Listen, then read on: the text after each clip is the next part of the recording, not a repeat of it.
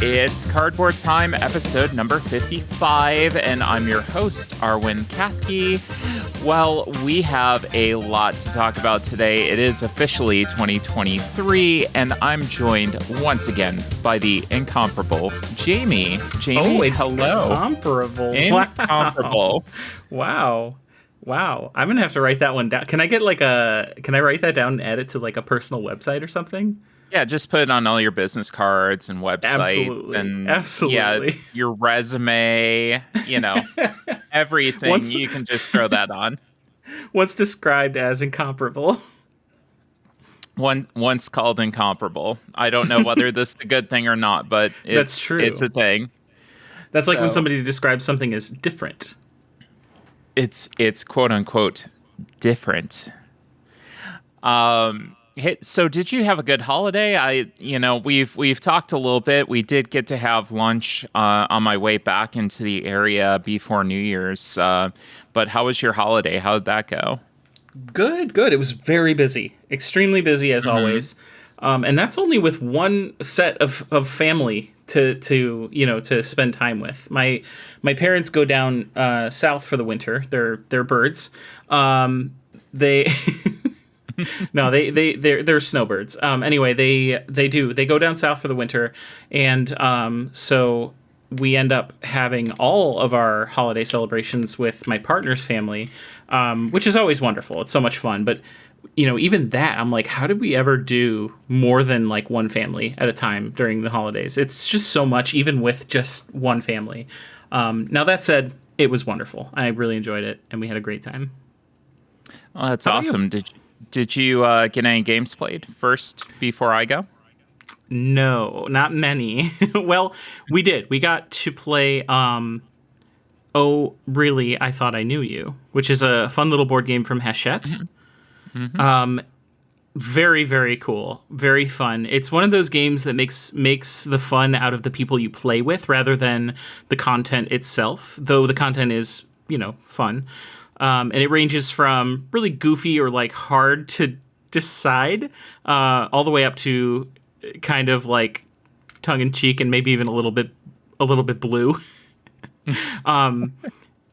The reason all that matters is because basically the game plays where you are the person of honor, they call it, and you are ranking from 1 to 5, or vice versa, I suppose, your favorite to least favorite things secretly, and everybody else that's playing is trying to guess what your ranking is at the same time, and then you compare everyone's rankings to the person's actual rankings, and it's really fun for a number of reasons. But I think the one thing I didn't anticipate coming in that you couldn't put together just from that description is the fact that sometimes a bunch of stuff comes up that you don't like at all.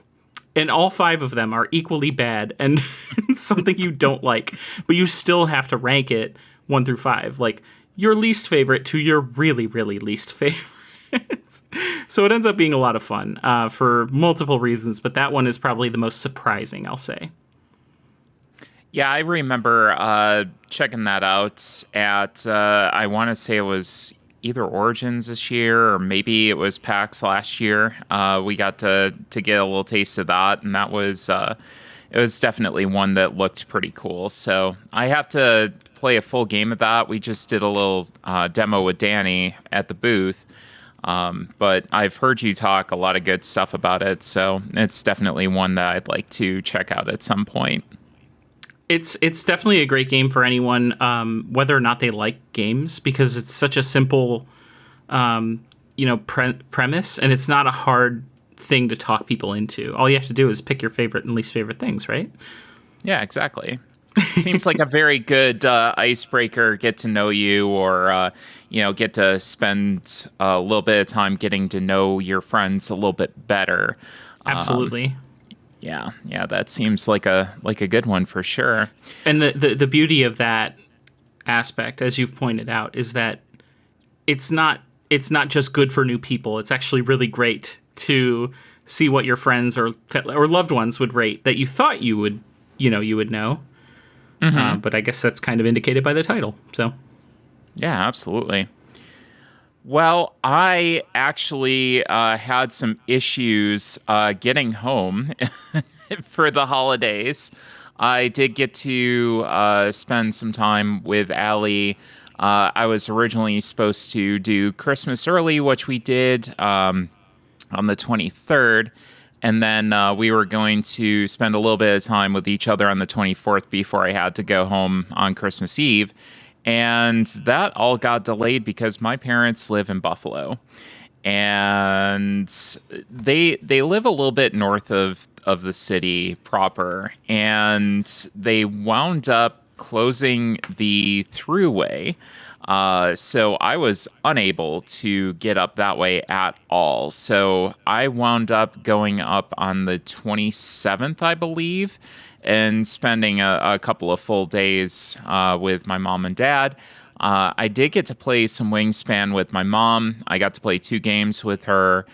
The first one was a little bit rough. We played open-handed just so that I could teach her a little bit easier and she could kind of see some of the strategy going in. She did really enjoy both of the plays. She said that the second one was a lot better, but when it came to actually being able to teach that and play with friends, she didn't necessarily feel comfortable that she could do that.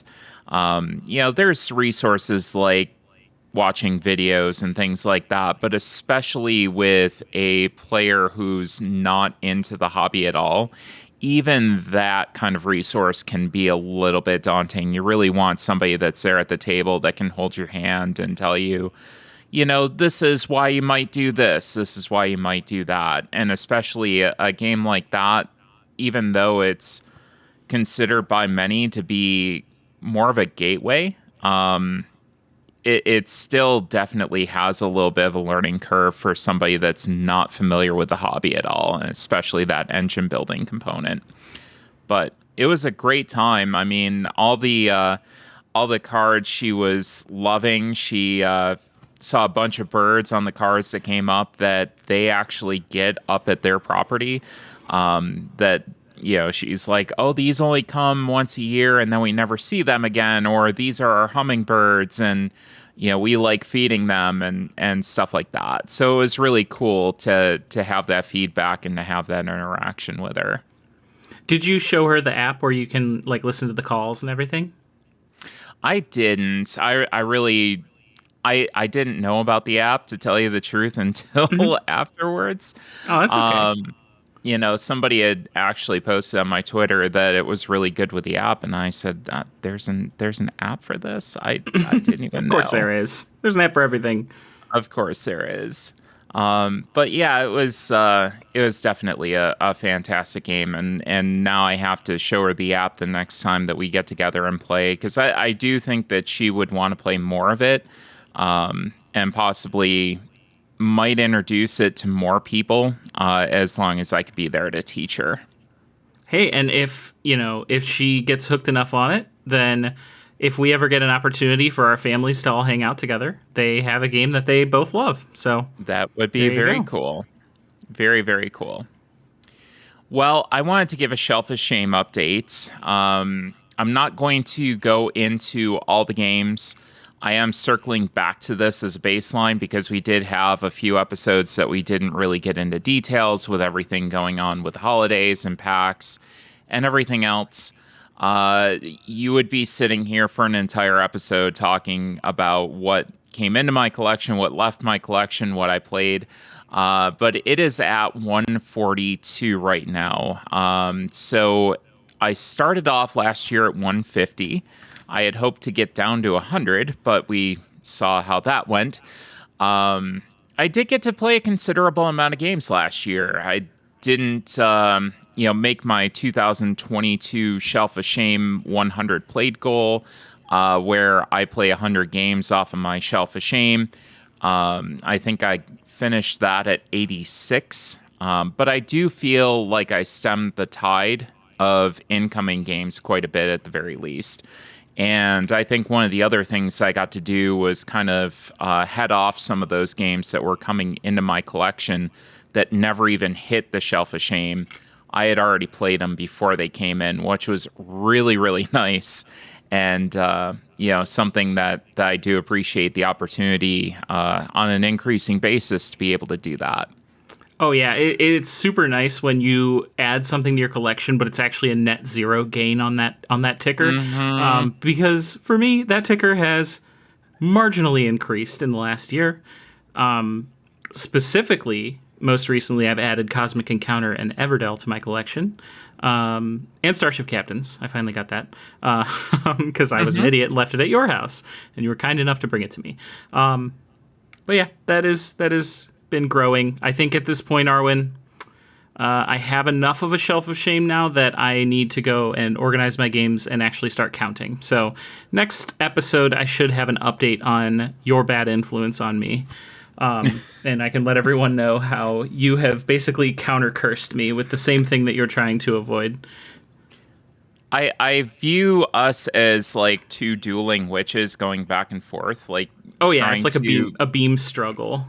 Yeah, exactly. We're trying to like push each other's shelf of shame on each other. No, any 2022 highlights that you wanted to talk about when it comes to your collection other than just acquiring a whole bunch of stuff? I think that obviously acquiring a bunch of stuff is great. But I've almost turned secondhand purchasing into a game in and of itself, because I just have so much fun now being able to, get a notification like, oh, somebody posted a new thing to Ohio Board Game Buy Sell Trade, whatever, and looking at it and being like, yeah, I don't need any of that. I don't need any of that anymore. I have most of those things. Or I can be like, ooh, I really want that, but I don't want to pay for it. Do you want to trade? And, like getting into the trading and stuff has been a lot of fun. So it's been its own fun just gathering new board games at this point. And I've hit that step where it's like I'm definitely collecting them faster than I'm playing them, even though at this point I do play almost a new board game every week. So I would say we've reached critical mass. We've exceeded critical mass at this point. I think tomorrow I might go through my shelf and actually split them into played and not played, because I'm already at the point where I think I might need a third shelf. I'm actually considering doing that myself. I think I am looking to move. I don't know exactly when that's going to happen, but I'm looking to move closer to the Cleveland area so I can be closer to some wonderful people that I can play board games with and, have some good game nights and that. I just feel like the Cleveland area is a little bit more receptive, especially to the LGBTQ community. Not that Akron's a bad place by any means, but the outskirts of Akron, where I chose to reside, might not be the best. So I think once I do that, I think I might actually reorganize my collection by played and unplayed and do the alphabetical played, and then the unplayed stuff will get its own separate area. Well, I don't know who these people are that you're moving to play more games with, but they sure are lucky. I have no idea. Actually, there's multiple. It's amazing how many friends that we have in the Cleveland area that are just like, we want to hang out and play games. And there's other considerations too. I mean, we do a lot of work in the community at large. So a lot of those opportunities are now more based in Cleveland, with the different groups and that. And I think we would wind up driving up there most of the time anyways. So it's all in all just a better environment, more people to hang out with and socialize with. And it just seems like a better quality of life for us. So, I hear it on good authority that Cleveland rocks. Yeah, somebody said that. I think it was Drew Carey. I think it was Drew Carey. Something like that. Something like that. Oh boy, I am. I need a vacation from my vacation. I think I've done way too much work. Honestly, whenever it's vacation, I just work more, I think. So I need everybody to get back to work.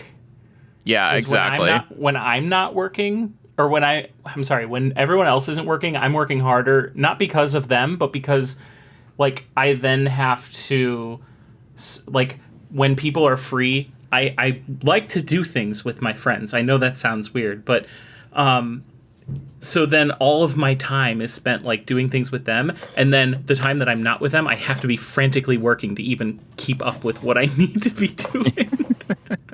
So I don't, begrudge anyone my time or anything silly like that, but boy, it does take a toll on me. I won't lie to you.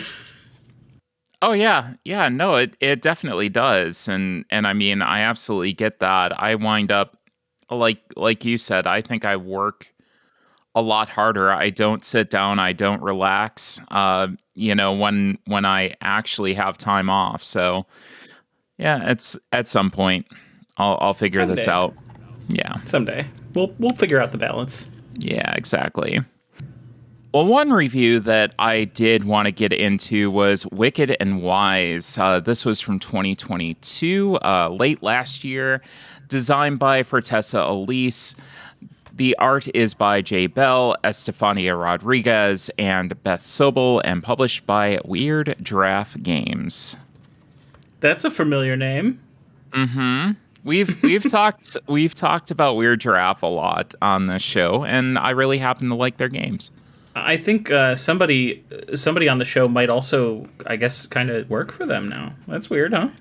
That is an important disclosure as well. So I do now work with Weird Giraffe. So that's a new improvement for the new year. new endeavor. But this is going to be my review of it. So, the premise of it is that dragons compete in a variety of ways, but one of their favorite ways to compete is by playing trick-taking games, and I can't blame them. In Wicked and Wise, players are either the dragons who are playing a trick-taking game, or they're a mouse allied with a particular dragon to help manipulate the trick-taking game. Over the course of 3 rounds, each team of mouse and dragon fight over tricks, treasures, and coins to see which team ends up on top. The game isn't all about winning tricks, it's about setting goals and utilizing magical treasures. If you can make enough of your goals or sabotage enough of the other team's goals, you'll have the most coins at the end of the game and be crowned king of the caves. So this was a review copy that was published or provided by Weird Giraffe Games. But I really want to take everybody through the round structure because this is a very, very unique game. It is trick-taking, so that aspect is going to be familiar to a lot of listeners. Trick-taking is basically going through and you have numerous, basically suits, and you have cards in increasing values of those suits. And basically, most of the time, you're looking to win tricks by playing the highest card that follows the suit. And usually, in most games anyways, you have to follow that suit that's led. So one player plays a card in a certain suit, and then you play off of that as long as you can. There's a lot of different variations of it out there, but that's the basis of trick-taking games. But in this, the dragon is going to determine the goals to send to their mouse partner. So you have teams, you have a dragon, and you have a mouse. That mouse will then pick the goals to send back to the dragon to complete. And the amount is based on the round of the goals that can be sent to the mouse, and then the goals that'll be sent back to the dragon. So there's a little bit of interplay there already with the teams, and this is going to be kind of a common theme throughout this game description. Teamwork is extremely important in this. The dragon players are then going to play 1 round of cards. Then the mouse players are going to play cards for their ability. So each card has a suit, a number, and then a little ability at the bottom. The dragon is going to get, basically be concerned with the top value and suit, and then the mouse is usually concerned with the little ability down at the bottom. So then the dragons will then play another round of cards to ultimately determine who takes the trick. So the dragon who wins the trick will get a treasure. It's like a one-time ability, or 2 coins. Ultimately, you want to get the most coins to win. And the other teams get whatever the dragon doesn't take.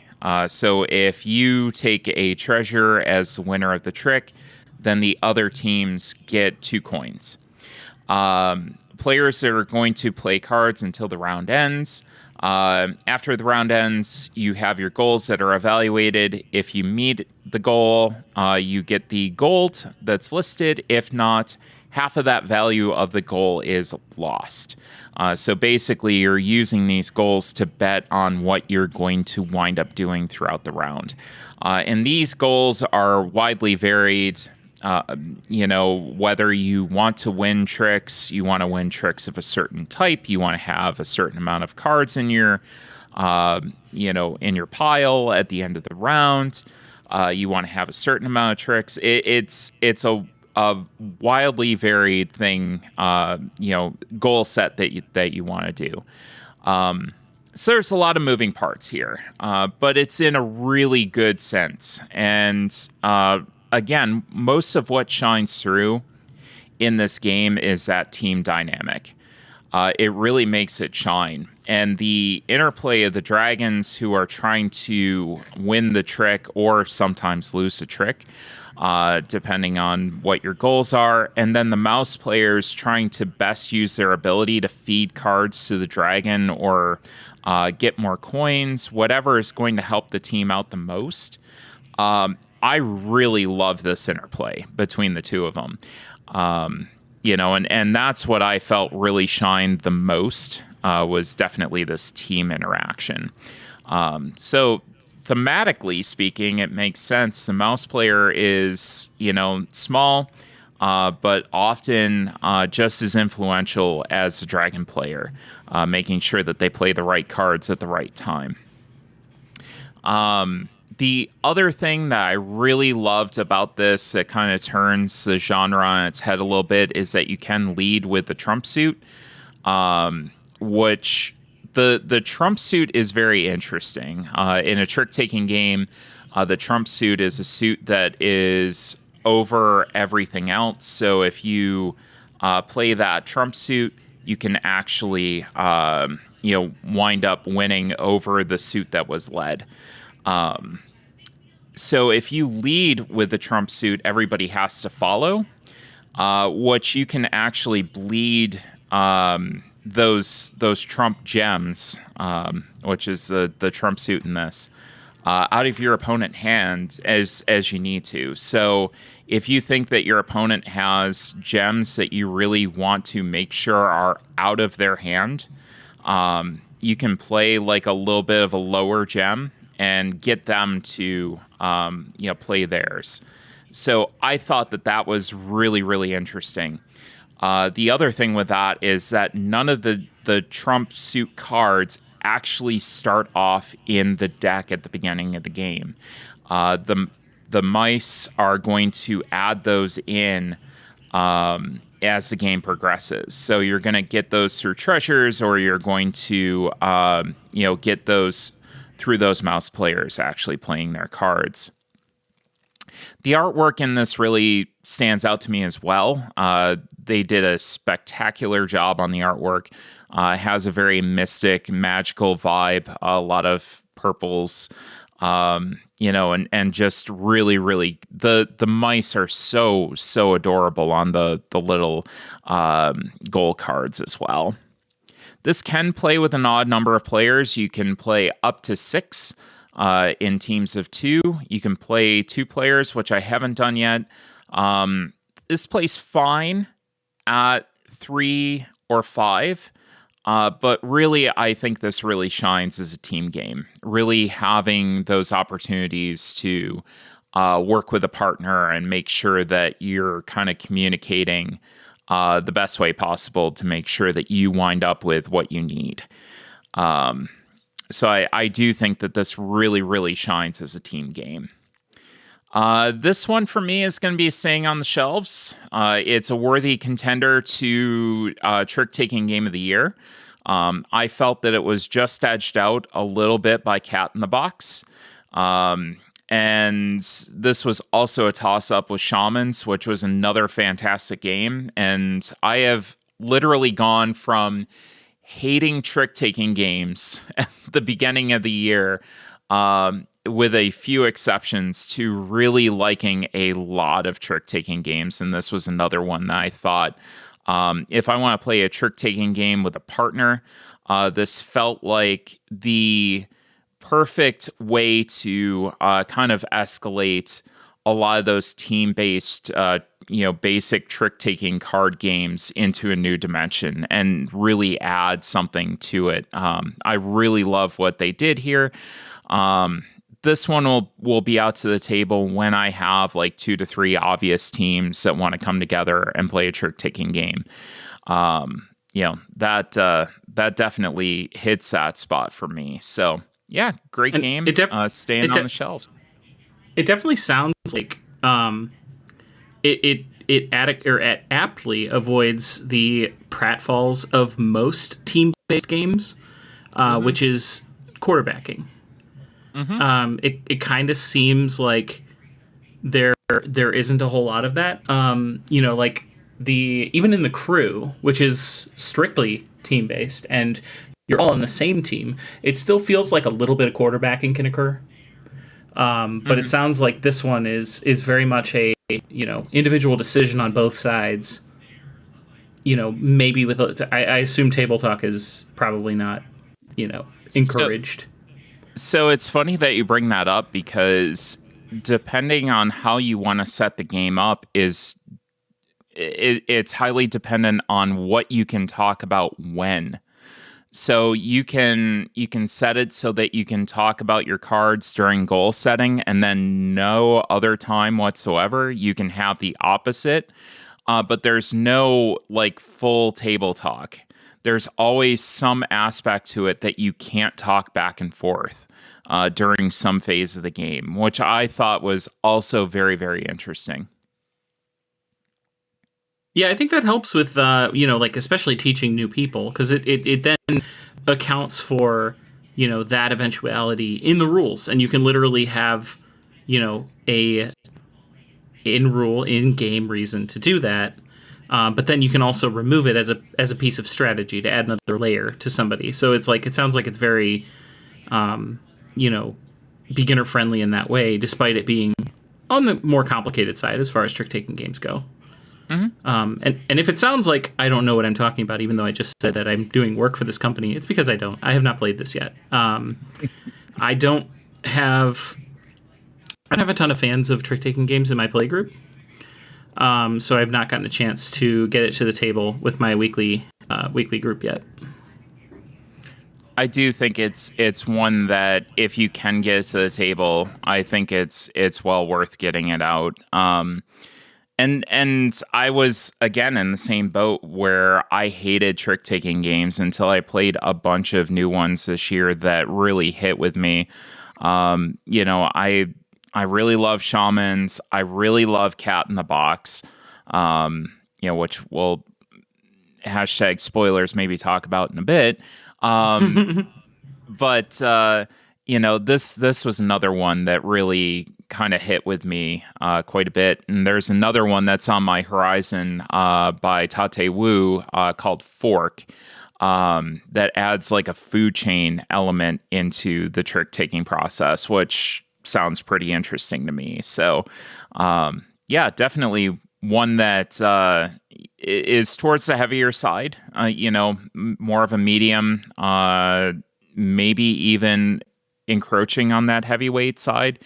But awesome game. Really, really fun game. Well, stay tuned, because coming up next, Jamie and I are going to be talking about the top 5 new to me games of 2022. And we're back. Well, Jamie, it has been a year. It sure That has. is that is the best way that I can describe it. We played a ton of games this year, and there were a lot of really awesome things that we played. Both together and separately. So I'm really interested to hear what your list sounds like. Do you want to go first? You want me to go first? How do you want to handle this? Why don't I go first? Absolutely.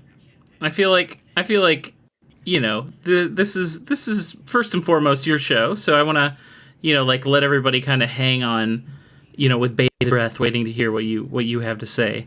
Not to say that I don't feel a kinship with this show. I definitely do, but I think you do all the hard work to make this happen. So I think you deserve to have the honor of being waited for, being anticipated, if as it were. And Well, then I'm also, anticipating your games, so well, then good. I mean, basically all the games that I've played with you for the most part anyway. That's not true. A lot of the new games I played with you, but these are new to me lists. So without further exactly. ado, I'm going to list the ones that are new to me that I played for the first time this year that I really loved. And there were a lot of them. This was a hard list to make. I'm not gonna lie to you.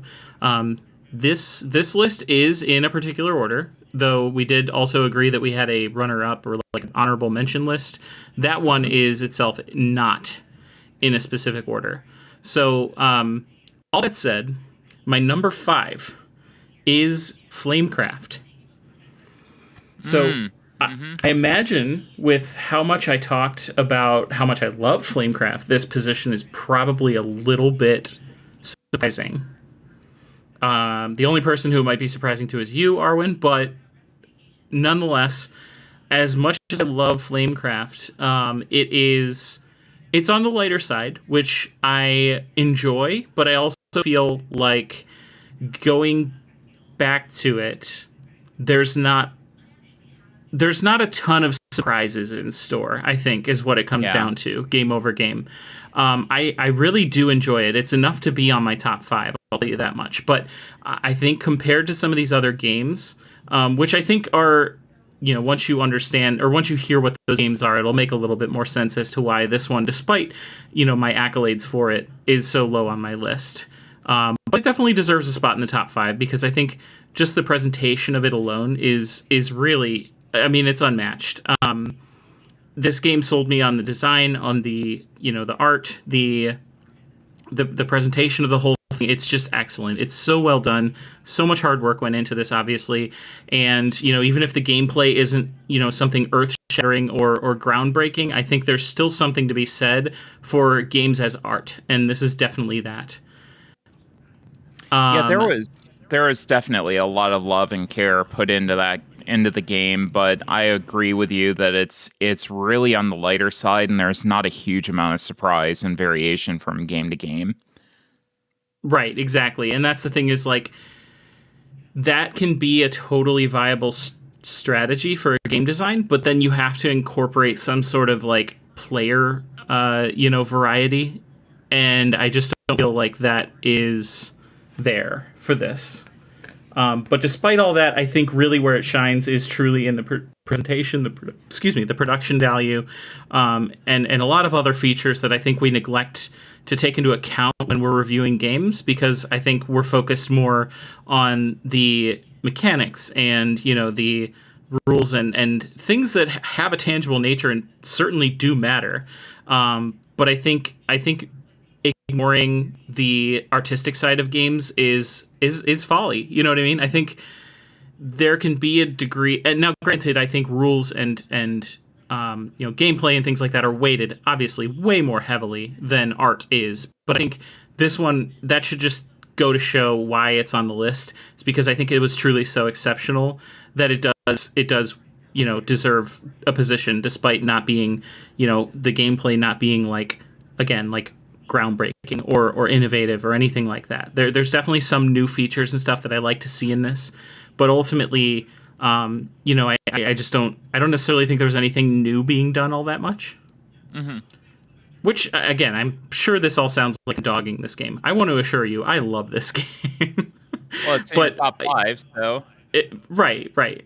I wouldn't have taken up this coveted spot if I didn't truly love Flamecraft, and I have nothing but good things to say about it outside of, just what we said a couple times now. So I'm not going to repeat. I'll just move on to number 4, which is Acropolis.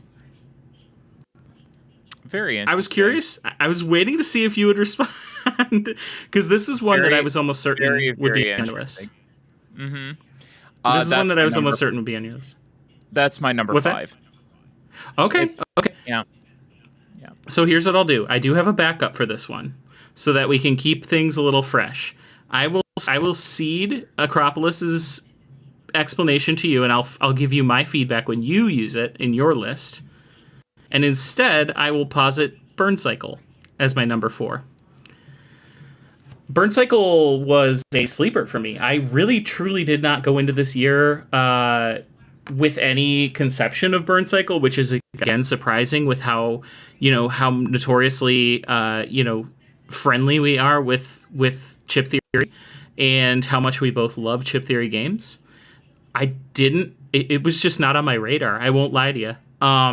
But then we went to Origins this year, and sure enough, there was a pile of it in front of Chip Theory Games, and I just got new game like Euphoria, and of course I had to buy it because it supports our friends. Every game that's come from Chip Theory has been stellar, and this is no different. This game is wonderful. I think the only place it suffers at my house is getting it to the table because, 1, I don't feel like carting Chip Theory games to other people's houses. And 2, it's on the heavier side, so it's hard to get heavier games to the table with a lot of people. Now, all that said, heavier both literally and figuratively. right, exactly. And now I have the Brass Mag minis, so it's even heavier now. But you know what? I don't care. This game is wonderful. It's not going to be leaving my shelf probably ever, just because, the amount of time it'll take me to play with as frequently as I do, I'll never get through the campaign anyway. But that said, I just think it's got such a unique setting. It's got such a unique play style. I love the dual board interaction between the kind of like the cyberspace and the meat space where things are happening. And how those things need to both be addressed by some metric by the specialists that you're playing the game with. It just adds this really, really awesome and unique dynamic. And it makes the game not just kind of a dungeon crawly experience, but also a bit of a press your luck experience, which is really cool. Mm-hmm. There's not enough good things I can say about this game. I love that it's got campaign, progress and things like that. I certainly would say this is the one on my shelf that I wish I could play more, but I just know that it's just not in the cards, unless I found a dedicated group of people to play with. But truly, this game, again, presentation on point, kerning 6 out of 10. But for anyone who doesn't know, kerning is the spacing of letters in a type form.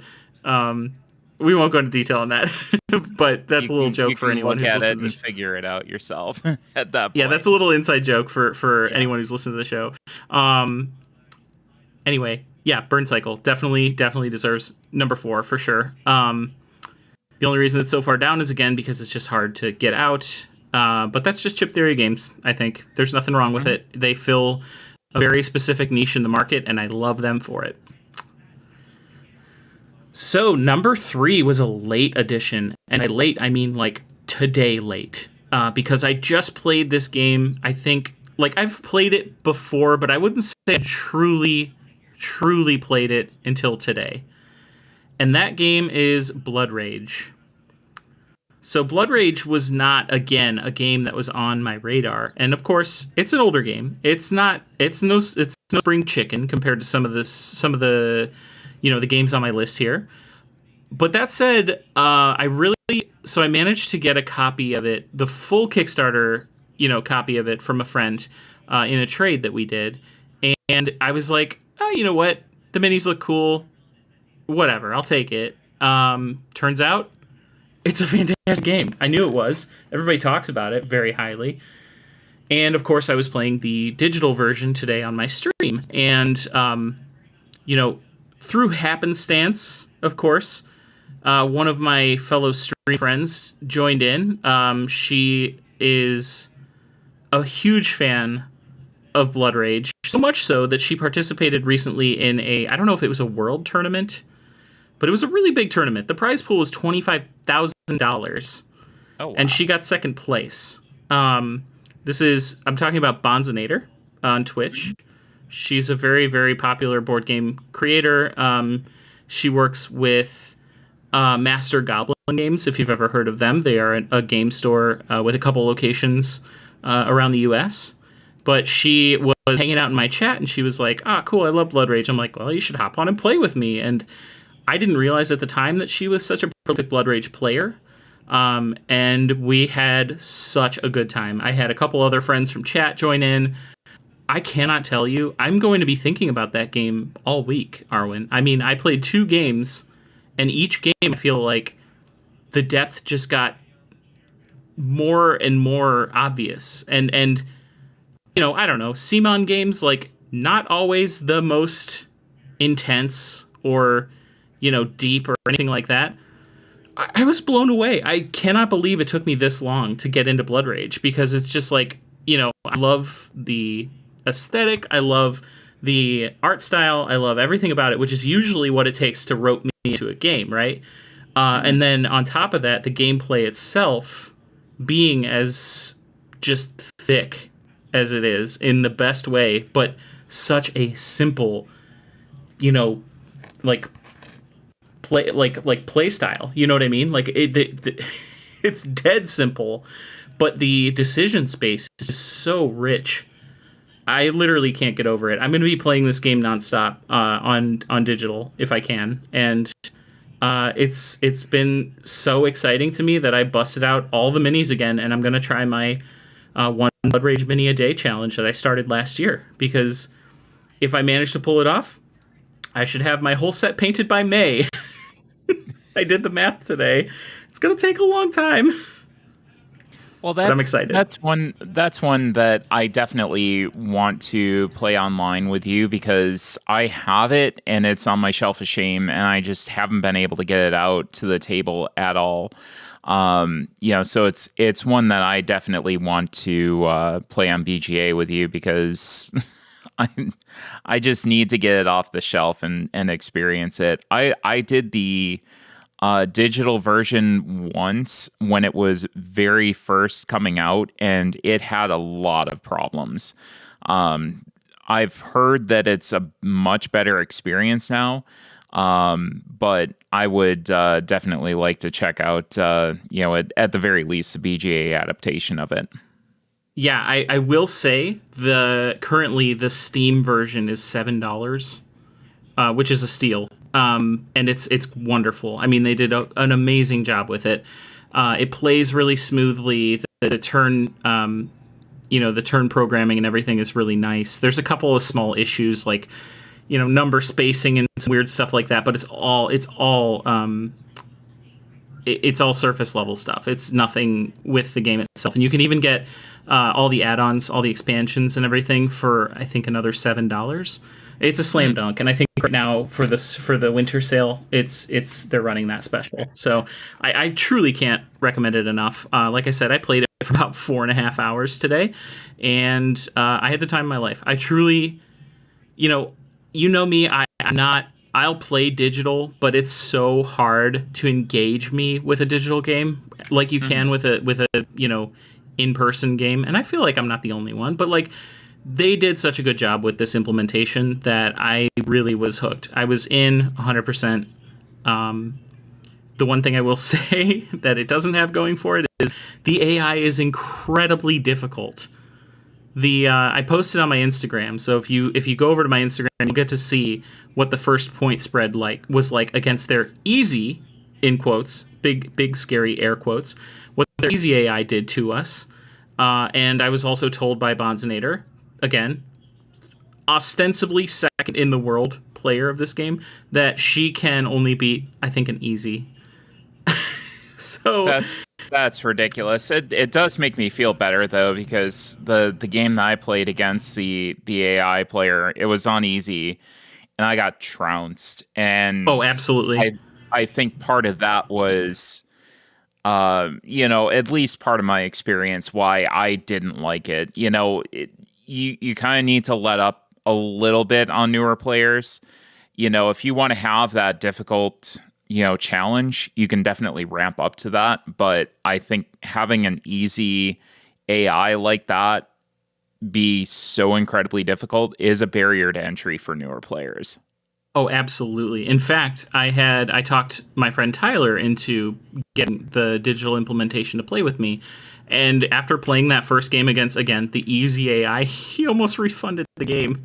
So I was like, yeah, you really need to tune that a little better. But like outside of that, again, the multiplayer, I played with 4 people online. So smooth. Everything went so great. We got the whole game done with 4 people in less than an hour. I mean, you really, really can't beat that. Oh, yeah, nice. So moving on, my number 2, and again, I have a backup in case you also have this on your list, because I'm going to guess you do. It is Phantom Inc. It was surprisingly not on my list. Oh, cool. Okay, well then I'd have to use my backup. But for those of you wondering what my backup was, it was Gizmos, another amazing game, and that's my number 2. Phantom Inc. we played for the first time at PAX. We were blown away by how fun it is. We've heard great things about it. I'm friends with, we're both friends, I should say, with Ray from CGE. She used to work for Resonim. And we had the pleasure of both meeting with Mary and Max from Resonim. In fact, Max ran our demos. He was a delight. He was one of the game designers. And it was just such a fun game. Honestly, it followed us everywhere for the rest of that weekend because of how eager we were to play it again.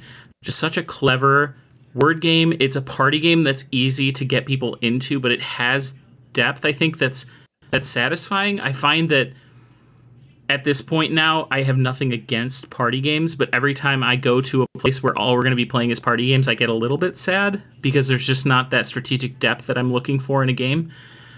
This game definitely has it. And again, it's not strategy heavy, but there is strategy to it, and that's what I like about it. It's just such a clever little game, and I am just blown away every time I play it. I almost had the chance to get it out for New Year's the other night, but we ended up having to put it away because, well, the ball drop was happening. Yeah. Stupid New Year's getting in the way of New Year's games. Darn it. Yeah, that's another one. I bought 2 copies to give away during Christmas, and it's one that I want to share, even though it's not on my list. I absolutely agree. Like it was very close to an honorable mention, just from the fact that it's so easy to teach, it's so easy to get out with people, and like you said, there's a little bit of strategy that's involved. Yeah, it's really, really satisfying. Really solid game. That's a good pick. Well, and the theming is right on point. The art style is so stylish and cool. It's an easy one to show people, and they go, "Ooh, what is that?" It doesn't give everything away on the tin, which is kind of cool. Everything going for it is just awesome, and I will never stop singing its praises. So that was my number 2. And last but not least, do you have a guess? Twilight Imperium. Ooh, oh my god, no, that's a good one. I didn't even think about that. That's such a good guess, though. No, my number 1 this year is Lost Ruins of Arnak. I have been obsessed with this game since I got it. You can ask Arwen, I was single-minded at Origins this year. I was like, that is the game I'm walking away with this weekend. I don't care if I get another single game at all this weekend. I'm getting Arnak. I'm getting the expansion. End of sentence. I'm sorry, it was Gen Con. My mistake. Gen Con. Yeah. That one. It's very rare that I go into a con with an idea of what I truly want. It's more often that I want everything and have to decide what I don't want. Arnak was one that I knew I wanted, I got, and I have never once questioned my purchase. It is worth every penny. I will play that game at any time with anyone. I love it so much. It honestly, I think as much as I absolutely love Creature Comforts, I think it beats it out when it comes to, worker placement style games for me. It's so good. It's got so much to sink into. There's just so much going on. It's not overly intimidating once you get the core gameplay loop. Everything's just so perfectly tuned. And I love it so much. And the expansion is one of those games, or one of those things that's additive, but it doesn't ruin the experience if you play without it. Even if you played with the expansion before, a lot of times you play a game like Lockup where the expansion just makes the game. It's like, it's so much better with the expansion, and then playing it without is fine, but it's, you miss it, right? Arnak is not that way. The expansion is simply additive. It removes nothing by not being there. I cannot say good enough things about this game. I absolutely love it. Yeah, I really enjoy it. I'm interested to see what you say after you play Dune Imperium, because I feel like they exist in their own space. But I also feel like, there's a lot of similarities there, especially with the deck building aspect. Dune Imperium does sit in its own little world. But no, I agree. It's a fantastic game. Really, really love that exploration and, the discovery track over on the right-hand side of the board. Like it's a really solid game. I'm actually going to disagree with you over Creature Comforts, but that's something that I might get into. So do you want me to go into my top 5 before we go into honorable mentions? I think we should, yeah. Okay. We'll just do like a rapid fire of our honorable mentions. Perfect. I love it. My number 5 is Acropolis. As I mentioned, I have a lot of tile placement games. I have a lot of games that fill that same kind of, place tiles in a certain pattern and try to score the most points possible. But the vertical nature of this literally brings it to a whole other level. It's really so incredibly simple to both pick up and to teach. And I absolutely love when I get done with a teach and I think, is that all that I have to teach? Like, is that it? But still have a lot of great strategic choices at the same time. And, very point salad, lots of different routes that you can go and try to optimize to score the most points possible. But this is one that I was blown away by, and I didn't get to play it nearly enough this year. But I'm looking forward to some more plays in 2023 because I think I can get a lot of people to the table with this. There's not a whole lot of elements holding people back from playing this and understanding it. Really easy game to pick up and learn. But also really, really satisfying at the same time. I know this is probably selfish of me to say, but I hope I'm one of those people that gets to play it more with you. I hope. I really want to get a copy of this one. It's very, very fun. Yeah, it's really, really good. And I think the price point on it is something like $29.99 for the MSRP, which is just ridiculous. I mean, it's a really solid price point for the game that you have that's included. And there's also variants too. So when you're sick and tired of, playing the standard way, you can go and use some of those variants for scoring to kind of spice it up a little bit. Hey, it's always good to make it spicy, right? Exactly. You got to make it spicy. My number 4 was Nita Vetlier. Really such a cool bidding and set collection game. You're balancing between guaranteeing the card that you want and upgrading your bidding capabilities. It's super snappy. You can play multiple rounds. One that you really want to get a physical copy to the table. You can play it on Board Game Arena once you really know what's going on, but to explain it, it's really something that you want the physical version on the table because it's just such a cool table presence. dealing with the coins, you know, picking everything up. It's very, very satisfying. Great components.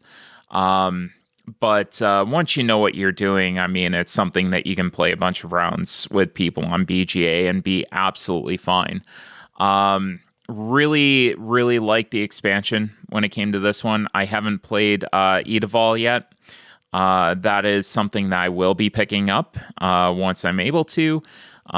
But yeah, I really love this game way more than I thought I was going to. And just, again, one of those games, I'm kind of seeing a pattern. Things that I can get to the table very quickly with people, have them comprehend, and then, play a bunch of rounds with them so that they feel like they got a good, enjoyable experience. They've played a few rounds of it. They understand it. They know what's up, and then they go and they pick it up as well. So my number 3 was Creature Comforts.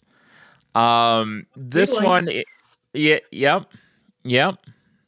This one was great for families and hobbyists alike, especially with the scalability of it. Everybody that I've talked to loves the artwork on it. They feel very, brought in. It's an attractive game that when people see it, they look at how cute everything is, and almost to the point where they sit there and say, well, is this a kid's game? And it really can be. It can be a game that you can play with your younger kids, but still have a really good time. And the thing that really did this game justice for me was the worker permission system, where you had some information, but you didn't have everything. And you were setting those workers up to have permission to put the dice down and be able to execute that action. Another thing that I really loved about this game was the fact that it was just so friendly and cozy. There's just some games that you really want to have a nice experience around the table, and especially for people who might not like a very competitive game. This is one that feels very cozy, and even though you're playing against each other, there are some moments where you're actually, going to get a benefit for helping each other out, which I really loved on this one. So that was kind of my whole thought on Creature Comforts, Jamie. I don't know what you thought, but Oh, I'm obsessed with Creature Comforts, and I'm probably going to contradict myself after just saying that I liked Arnak better, but like you're totally right that Creature Comforts is such an easy sell, especially compared to Arnak, because it truly is. It's like cartoon cutesy kind of like, like that draws people in for sure.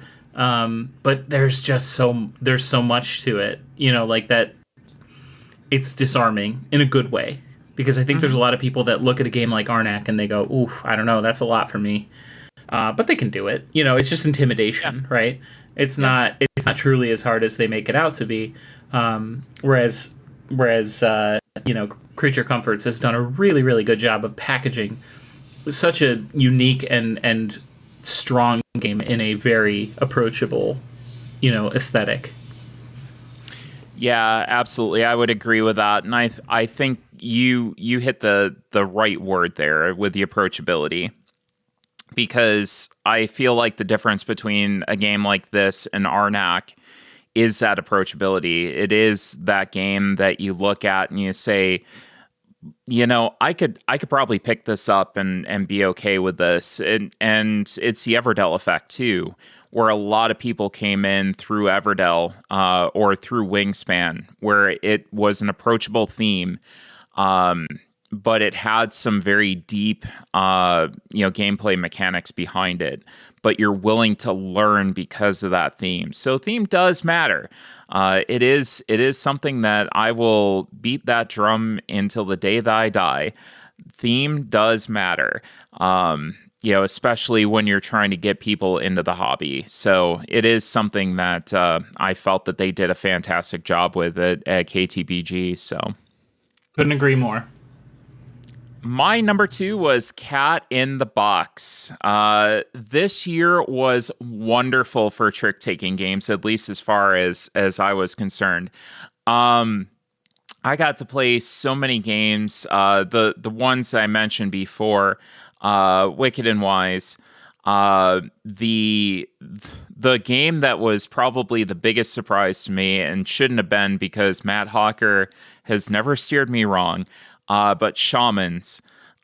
He would talk about that. Justin would talk about that, and they both said you need to play this game. It's amazing.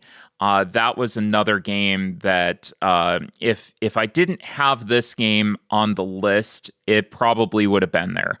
You know, between Shamans and Wicked and Wise, one of those two games would be there. But Cat in the Box does such a unique job of bringing in a wide variety of players.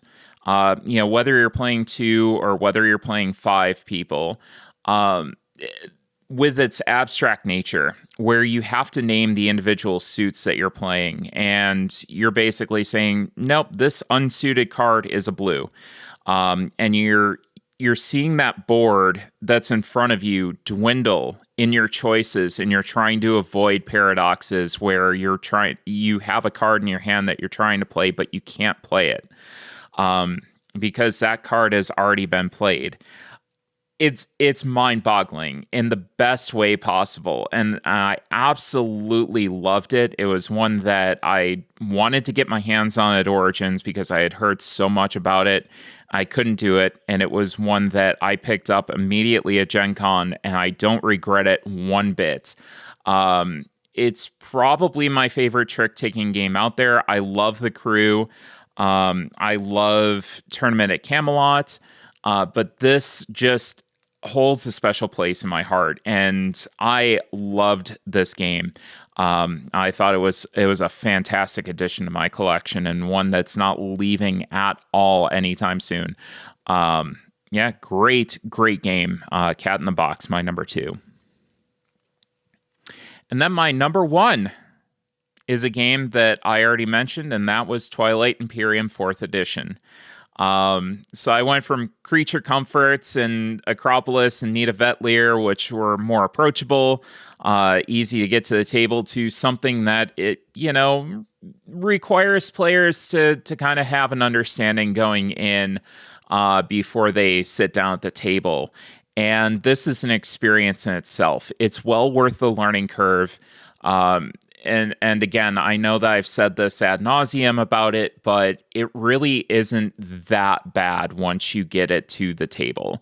Once you know what's going on, you can understand the turn flow, you know what your faction is able to do. This is something that is well worth that barrier to entry, and I do not regret the experience. It was an all-day thing. You're going to be sitting down, you're going to be having meals together, but that is an experience in itself. We play games to come to the table with people and share time with them, and this did that. And we had an entire space opera in a day. Where we saw these different factions warring. We have stories from it that we told on one of our previous episodes. And it's not something that you're going to play every day. It's not something that I can go and I can say, hey, I'm going to teach you Acropolis today. I can't do that with Twilight Imperium and say, I'm going to teach you Twilight Imperium today, and this is what we're going to get out. You need that prep work. But if you can do this with the right friend group, and you have a friend group that's going to get together and understand it and kind of do the work to bring it to the table, it is an absolutely wonderful, incomparable experience. I absolutely love this. It's on my top games of all time, as you heard me record with Roberto. Wonderful game, and look forward to maybe getting another play of it in 2023, and probably get one, but it's going to be well worth the time investment. Do you know how people refer to certain television shows or movie as like appointment viewing? Mm-hmm. This is 110% appointment gaming. Yes, Literally and absolutely. figuratively. Yep. It is well worth, like you mentioned, the effort to get that get that group together and play the game. It's truly a one of a kind experience compared to most other games. And by that I don't necessarily mean, there's anything that it does that no other game does, unless you count that holistic experience as a thing that it does. It's really circular logic, which makes it sound like you're just trying to kind of justify your time investment. But like truly, unless you have experienced it, it's really, really hard to prove. But having done it, like again, I come from wargaming, so a multi-hour experience is neither intimidating or strange for me. But we played for 11 hours that day, and it Hmm. felt, I think you can agree, it felt like 3. Yeah. It was so fun. It was so delightful. It flew by, but it still was so satisfying. Like I didn't feel like it flew by, and at the end I had nothing to show for it. Oh, I absolutely. Yeah. I loved it. I loved every second of it. You're totally right. Yep. I will go through my honorable mentions here. And we'll speed round this. My 5 honorable mentions. First was Cosmic Frog. I got to play this a couple of times this year. Really, really fun, unique, wacky game that I absolutely loved. Burn Cycle was my number 2 honorable mention. This was in no particular order, by the way. I think you said a lot of the things I was going to say about it, Jamie. So, it's a game that I wish I could get to the table more, and hopefully soon I'll be able to do that. Number 3 was Lunar Rush. We had a fantastic time playing this at Gen Con this year. And really glad that I took the time to sit down, and this was an insta back for me. Great economic game. Love that one. Resurgence was my number 4. And then Stonewall Uprising was my number 5. I did get this to the table a few times solo. And it doesn't have the same impact as your initial play. Like the initial play of it is going to be the hardest hitting. You've seen it before, and it's still a great game that holds up. But it does lose a little bit of that impact once you do have it to the table. So still a game that is coming out to my table, and I'm still playing solo. Very difficult, a good challenge, but I'm starting to figure out exactly what I need to do to kind of stick it to the man a little bit. And then one game that is not on my honorable mentions that a lot of people have asked, well, you didn't mention Arc Nova.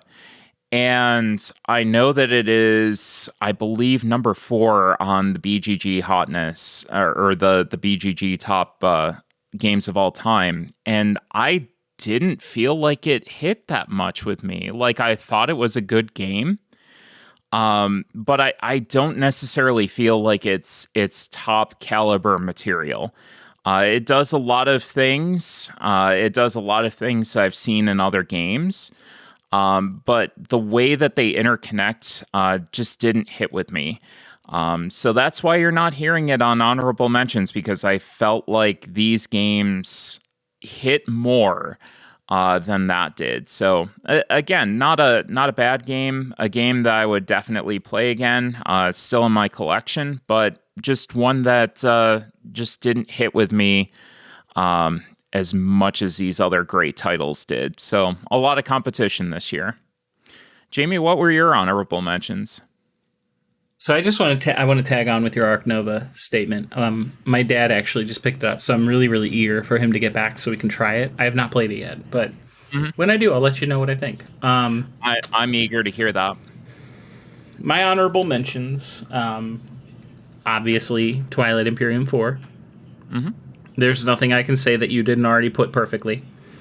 Considering we both played it on the same day with the same people, I'm sure that's for a good reason. Yeah. Empire's End is another one I want to add to honorable mentions. Yeah. I think despite the fact that I lost this spectacularly, I'm very eager to get into it again. I can't wait until it fulfills, but I did count it as new to me this year because we got to play the whole game. We got the full experience. It wasn't just a demo or a playtest. It was like the full game, more or less complete on BGA or on Tabletopia rather. So it's kind of cheating, but I liked it a lot. That was also very close for me, Jamie. It's such a great game, and I'm looking forward to it. I also played my first Exit game this year, and I am hooked. Wow, is it fun?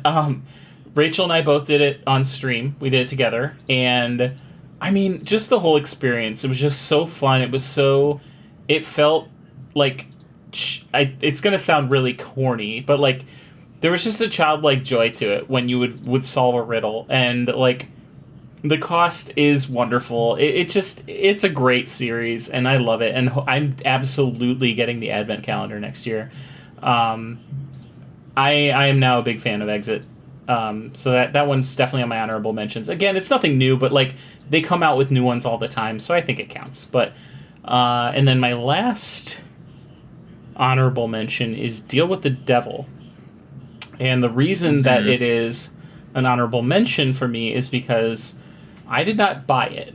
And that sounds silly. Like, why would it be an honorable mention? Why would you even bother mentioning it if you didn't buy it? And the reason is because you own it. And I don't mean to put that... I don't mean to put that on you, but it's definitely one of those games where you don't really need multiple copies in a friend group. It's kind of like TI4, where it's like, if you're going to play it, you know the people you're going to play it with already, and them having another copy wouldn't help anyone. So, as much as I wish I had it so that I could bring it out and introduce it to other people, I do think I'm going to wait until I find it secondhand to commit to that. Again, not because of any quality issues or anything like that, but just simply because, like I said. But that's why it's on the honorable mention list for me. It's because I don't actually own it. It was new to me this year, but man, was it fun. Really looking forward to playing that again when we can. Yeah, that's another one that I really... It was so close. Like, I actually typed it out on my list, and it didn't quite get there, but it's another one that was so incredibly close, and really enjoyed playing it this year. And we didn't necessarily get the full experience either. So that's another one that I'm looking forward to getting the absolutely full game, and get a good sense of how horribly I'm going to do at it, after it comes to the table. So, yeah, good list. Being bad at something is just as fun as being good at it, I think. The first step to being relatively good at something is to be absolutely terrible at it. Absolutely. So, do you have any games that you're looking forward to in 2023? Yeah, and these ones I'm just going to fire off because there's plenty to be said about them, but because they are still, I would say, in like the not funding phase, but the pre-production phase, I think that we'll talk about them at length in the future, so it's not worth going into now. My list is Septima, Mycelium, Judgment Eternal Champions, which is not one that I think you're familiar with. Maple Valley, of course. Of course. Space Lion. Oh, yeah. Titan, the Titan box from Moonrakers, and last but not least, Lunar Rush. Yeah, I am definitely looking forward to Lunar Rush as well. If I didn't have that on my honorable mentions, that would be in my looking forward to. Maple Valley's a crossover with you, because I just love that game. I've played it twice at this point, and I want to play a absolutely full production game of it. The City series from Stefan Feld, Marrakesh especially is one that I definitely want to get out to the table when it comes in. I'm looking forward to that hitting my doorstep. I do have the deluxe edition that has like the signature and all the deluxe bits and everything. Probably not going to invest in the new City series when it comes out.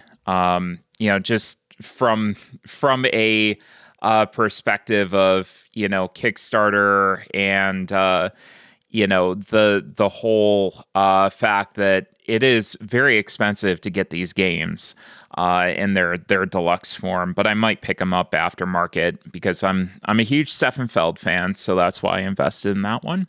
Blood on the Clock Tower is another one that I need to get a gameplay of it, and I know, Jamie, you're very much in the same boat. Like, you want to play I'm like a game of it. I almost committed to that 2.5 hour game at midnight with Court.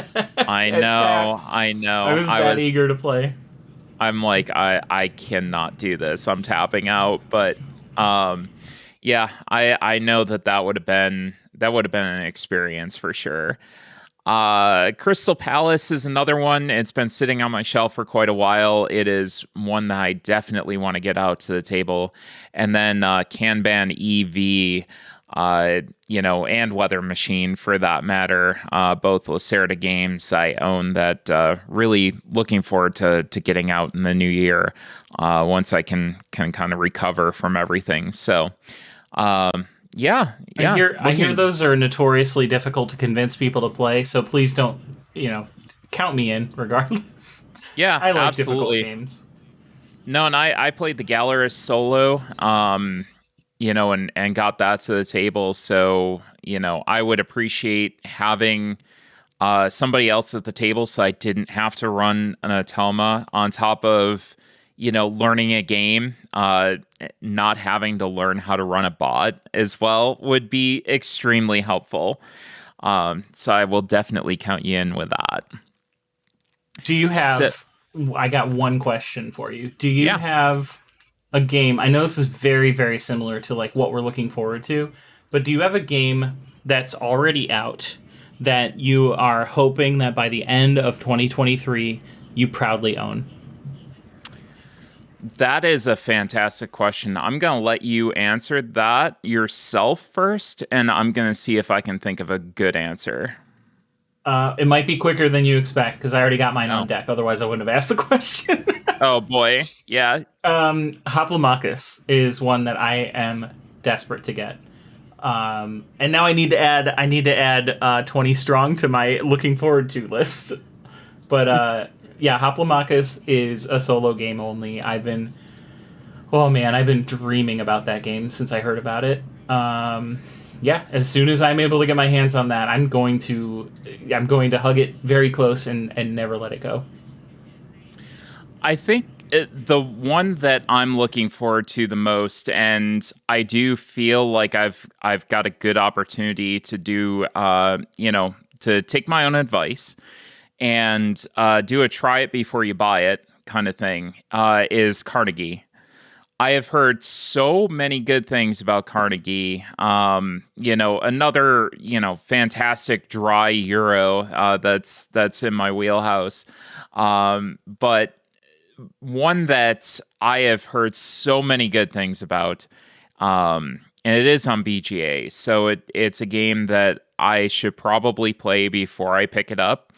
But I've almost picked it up at the different flea markets that we've been at a couple of times and didn't quite get around to actually purchasing it. But one that I would definitely like to try at the very least, and then if I like it, have it in my collection, because it sounds like an awesome game. So how was that answer for you? That was good. That was real good. You were ready. It sounded like you were ready for it. Yeah, I did a quick BGG, like what game have I heard of that I really, really want to own, and Carnegie was definitely up there on that list. So I think Barrage is in the same boat, and the same thing. BGA implementation, something I should probably play before I buy it, but another one I'd like to do that with. So, well, Jamie, I think that's going to do it for this episode. Where can people find you on the social medias? Basically, if you search JamieDaggers on any game, media, or otherwise, you will find me. And if you want to find us, we are at cardboardtime.com. Instagram and Twitter is at cardboard_time.